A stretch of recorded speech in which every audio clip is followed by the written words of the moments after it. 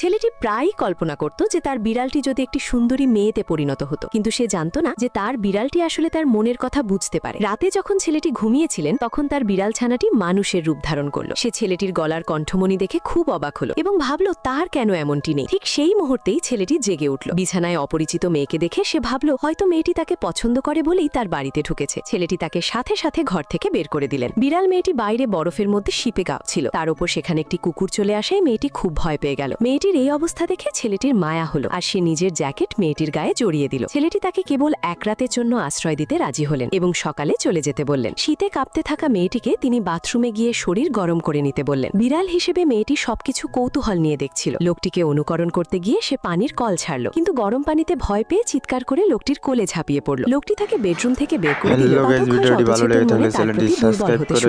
পরের দিন তিনি মেয়েটিকে একা বাড়িতে রেখে যেতে ভরসা পেলেন না, তাই তাকে নিজের অফিসে নিয়ে গেলেন। অফিসে